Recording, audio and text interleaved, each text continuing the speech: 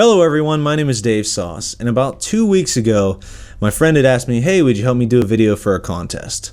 And I said, yeah, that's fine, but I really don't have a good camera, and the only thing I could think of was my iPhone 6 to use as a camera, because I know it takes really good pictures, I know it takes really good video. I didn't think that we were going to get as good of quality as we did for this video. We went out shooting with it. We used the tripod just to hold on to it to steady it a little bit, and we got really nice steady shots, and with the image stabilization it worked really nice. I'm very surprised. I'm not a professional by no means. We just went out there to have fun, and it came out really nice, I think. Everybody that saw it thought it was also really good looking. So here's the video. Take a look at it. I hope you guys like it. We used an iPhone 6 and iMovie to put everything together, and that was basically it. I hope you enjoy the video.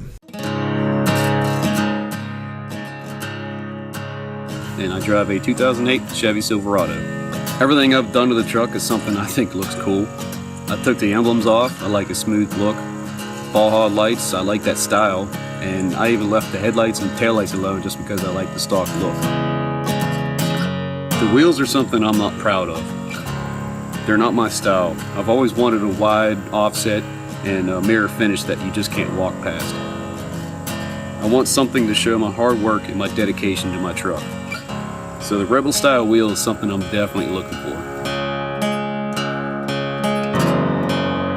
I could buy another discounted wheel, but I don't make enough money to buy a product over and over again because of poor quality. I want a tough enough wheel that years later it's still going to look amazing and be as strong as the day they were installed. I see that as an American-made investment.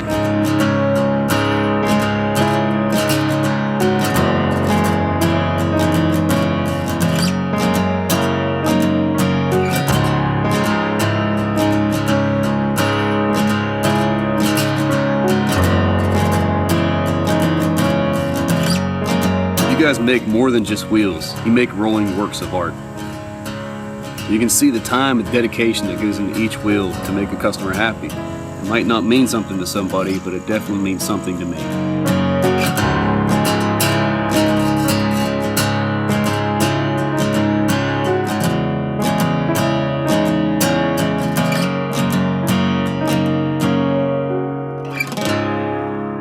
American Force, thank you for the opportunity to complete my dream truck.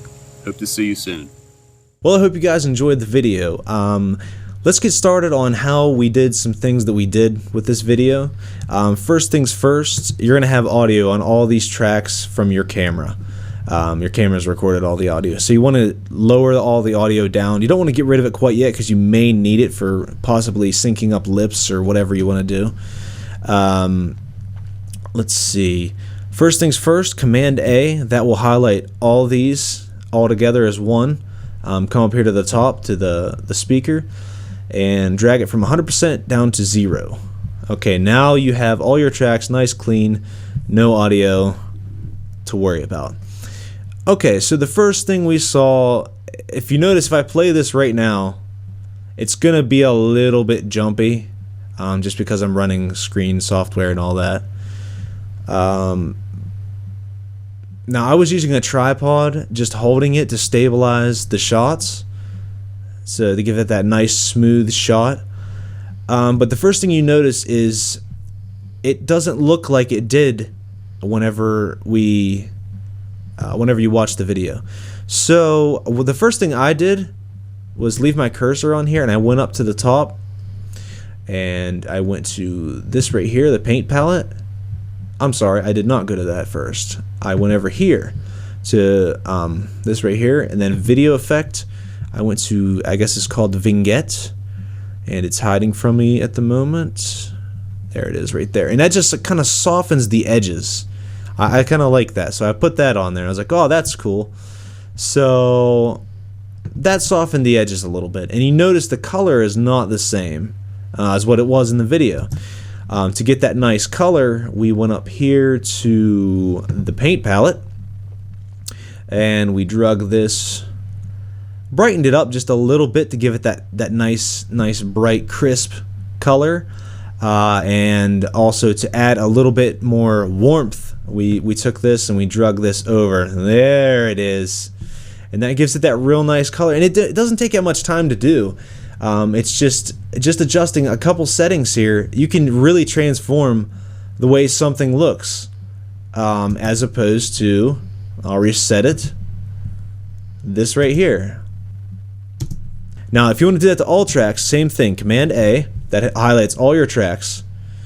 Bring this up to where you want it. Okay, that's nice and bright, and then bring out the nice warm feeling. Okay, there we go. It's a little brighter than what the video was, but this is just an idea of how we did that. Okay, now the second part, I'm gonna cut this here, and to cut these, you right click, split clip. You right click here, and whatever clip that you split, oops, I'm sorry, right here, we'll split this. Split clip and cut. Here's where we started right here in the video.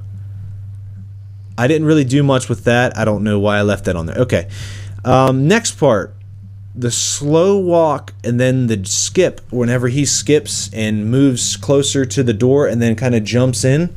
How we did that was, we'll get to the part where he's walking. First things first, the slow walk. I think that always looks nice. Let's split the clip here because we're not going to use any of this. Okay, right click, cut. That gets rid of that piece. So now we're just right into here, and you want to slow it down until he gets about right here. Say right there, right there. Okay, we'll split this here. So once he gets to here, we want a slow walk, and then we want the jump to the door almost. So right here on this clip, we have it highlighted. Go up to the top, right here in the speed section, and hit slow. And it'll tell you like 25–50%. Let's see what this looks like. Now this is just trial and error. Okay, that looks nice. That's a nice smooth, slow walk. Okay, and now the jumping part where it jumps to the truck. All you do is just come up a little closer to where you want it to start, right there. Right when he's going to skip this part of his walk. Right click here, split clip, and then you cut the clip out. And you always use cut because you can drag it back and bring it back if you lost something that you wanted. So right here, he gets here and then he jumps to the truck. So this is what it'll look like. And then he'll be jumping up in the truck. We'll cut it right here, split clip, and then have him halfway jumping up into the truck. This is just an idea of how you would do it. Split the clip, and then you would cut this section out. And it would look like this. It's going to be a little slow. Like I said, I'm running different software with this as well. Jump, and then jump. Okay. It's not going to be exactly like that in the video just because I don't remember exactly how we cut it. We just kind of went back and forth, and whatever we liked, we used. So there's no real wrong way to do it. Same thing with this. What I did was, okay, right here, whenever he goes to back out of the driveway, and then it kind of fades into him driving on the road. What I did was kind of split the clip where I wanted it, and then I cut out the part that I wasn't going to use. Okay, if you take on the trackpad, if you take two fingers and slide them to the left, it will take the whole screen and move it over. So right about there, we'll split it here, and I cut this section out. And now you have a jump to there. And all I did was go to transitions and add a cross dissolve. Click it, drag it, and drop it right in between. And then that gave you the blurred look as it's leaving. So that was a nice, real easy, make it a little bit more nice looking, I think, to do that. So this is what it looks like.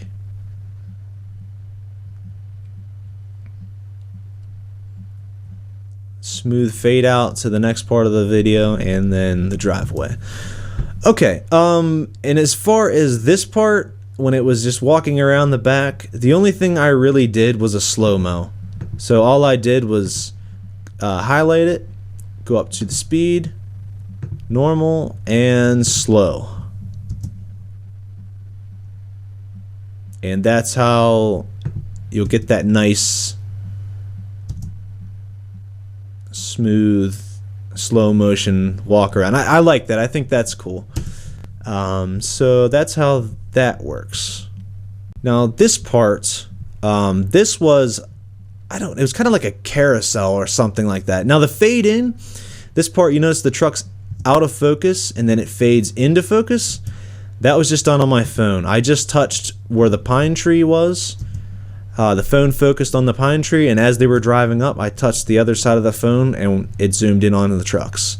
Very cool, very nice software in the phone for doing things like that.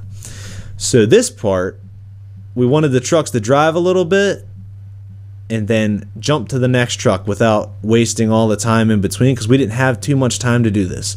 So what we did was, we let the trucks drive for a second. You'll highlight where you want it to go by left clicking, right click, split clip.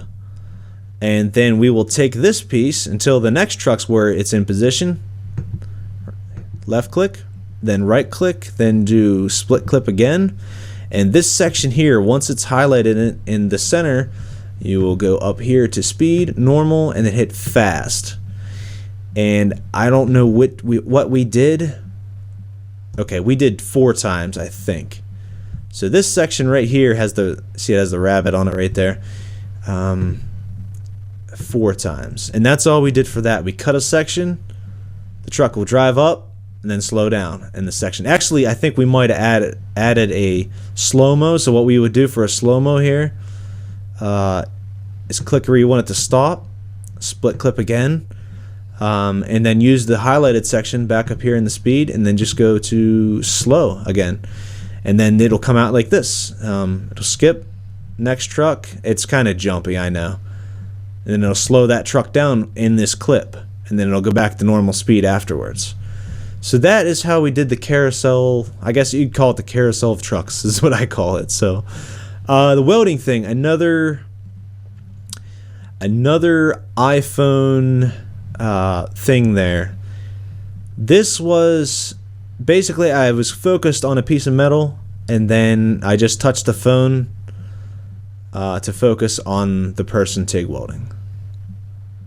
So what we did here was, once it came out of that and then it went over to him, basically same thing, split the clip where you want to split it, speed it up to where you want to, and then we split the clip here, same thing.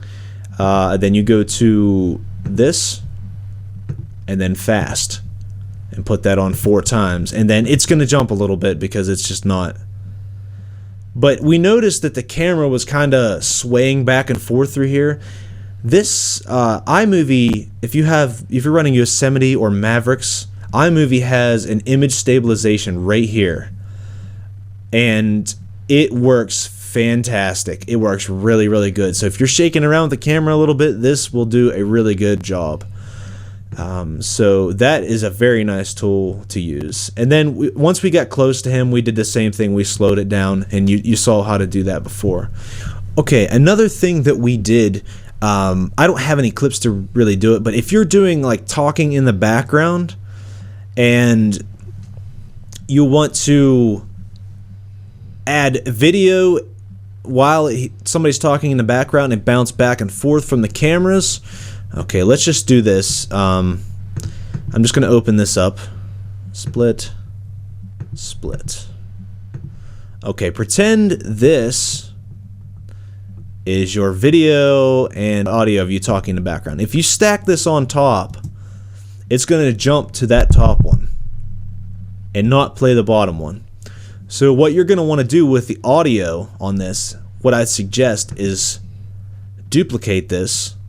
You just copy it, click in between anywhere you want to, and then go up here, edit, paste, or Command V. And you have 2 of the same thing. I would take one, detach the audio. Now it's down here. Now this won't be affected anytime you cut out the video. Once you cut the video out and you come back into it, it's not going to line up exactly correct. Delete this video. You take this one over, and now you have an audio track on this and an audio track on this. I'm pointing like you can see that, but you can't. You have an audio track on both, and now you can take the audio that you have. Now you can actually see it. That's what else is very nice about it. You can see the audio, and if you pinch to zoom, you can bring these up, and if you see these little spikes in the audio, you'll see a pattern of these. I don't know if you can get, well, anyway, there's a pattern right here. See, like these 3 spikes and the 1 spike. You'll take this and you'll click it, and it'll just sit there, and then you can take this and move it and line it up and down with each audio track, so you don't have to worry about losing sync whenever you're trying to get the video cut to the right length, because whenever you drag this down here, it changes. I don't know why it doesn't stay synced up, but it just doesn't. It like pulls the whole thing out of adjustment. So hopefully that will help you.